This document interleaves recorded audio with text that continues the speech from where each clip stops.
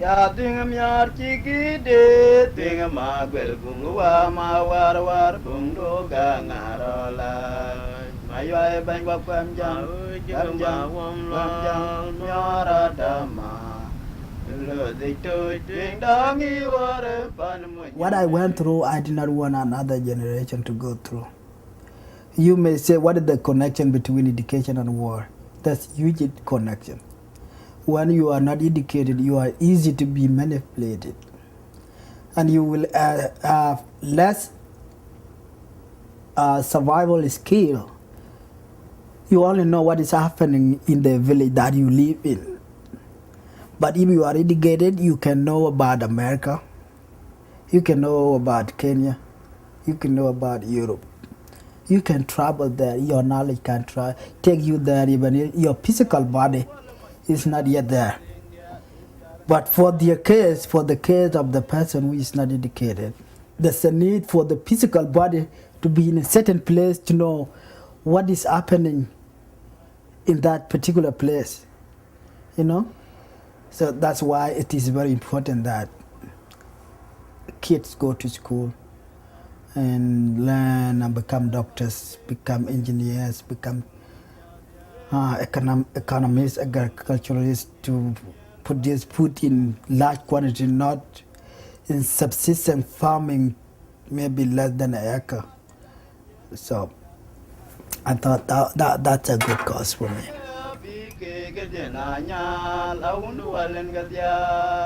There were witchcraft were there, and they do those kind of stuff, you know. When I came here that I realized they call it kyphosis. With somebody who is very concerned about how he or she look or how you look, it would be something difficult to deal with. But if you don't concern about that, you don't say, well, human being is not typically how you look, it's what you do. You know, life is not permanent here. Maybe you don't know whether you will come back in different form in the future. My mom and my 3 sisters, those were the surviving members of my family. But I would say my family was lucky, you know, to have my 3 sisters and my mom. Others family are totally wiped out. My uncles, my aunts, and some of them were just not shot to death. Some were died because of famine, starvation, because people are no longer cultivating. Because if you cultivate, you will be killed.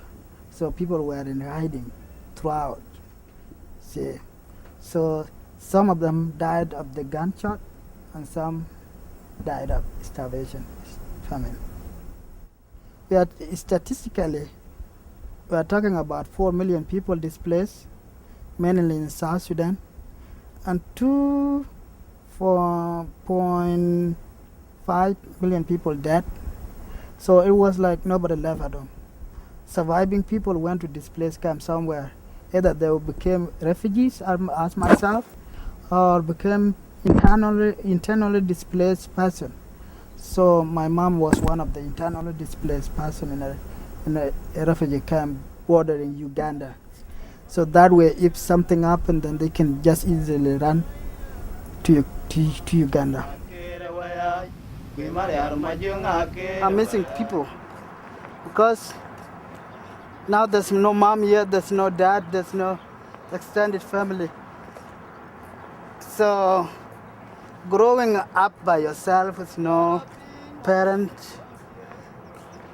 is what I found difficult at the time when I was growing up. But now after 20 years, I'm getting used to. But still, I'm missing my family. But they don't have power, you know, to let us get together. Because what separated us was something bigger than us, and that was the war.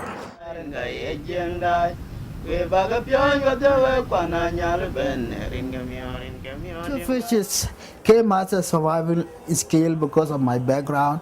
There was civil war in Sudan, and because of that civil war, we worked to safety to find safety somewhere, and that was Ethiopia.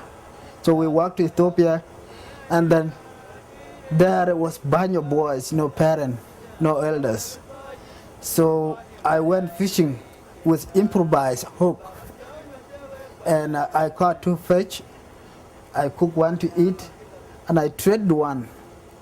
So I went and sell one, and I got 2 beer for the fish, and then I went and sold the 2 beer for unripened mangoes. Then I made them ripen, and then took them to the market and sell them for more, and then I went and bought another unripened mangoes. So that's how the 2 fish came about.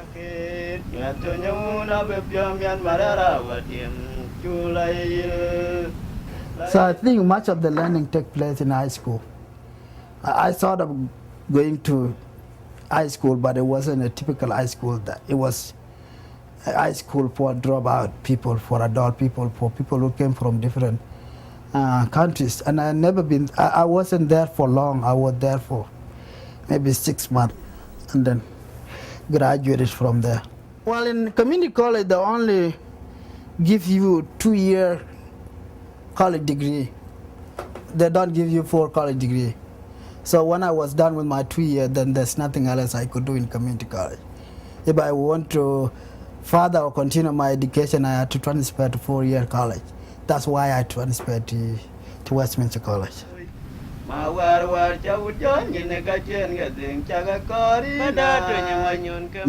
was still in Sudan, there was no education.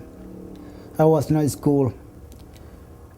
And we realized the importance of education. For Sudan to be peaceful in the future, there's a need for this current generation to be educated. I've been talking to people for the last 3 years, saying this is a situation in Sudan, but I'm not saying that they will not believe me. What I'm telling them is true, but it's more believable when you are down in the ground to say, I've been there and this is what really is happening. I've been successful in raising some money, and I use this money to buy school supplies, send them. But to go there myself was a real evidence. So now I can talk to people in confidence that this is what is happening. And I talk to the villagers on the possibility of building a school, a permanent school, because kids were schooling under trees when I was there. For the last 3 years, when peace come to this time, there's no permanent building.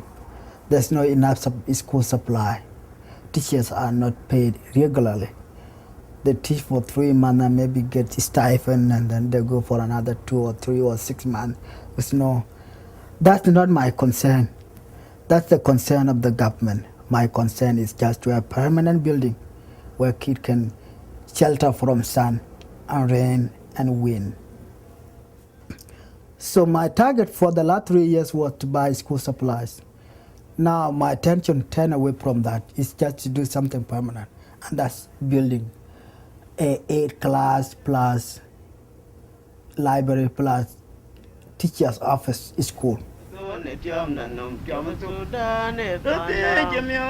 What can I do to help others, especially the school thing that I'm working on? How can I accomplish this? And so when I accomplish, what would be a great impact? And I see a great impact that there will be future leaders. There will be they will have doctors to treat themselves, to treat the people who understand the situation on the ground, as compared to humanitarian people who go and stay there for a week and then leave people with diseases that nobody to rely on after they left.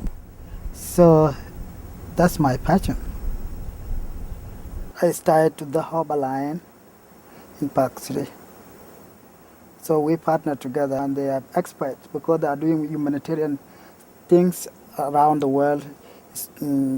For example, Kenya, they are doing humanitarian work there. So I need to partner with them, to use some expertise in the way of helping people who don't helping themselves.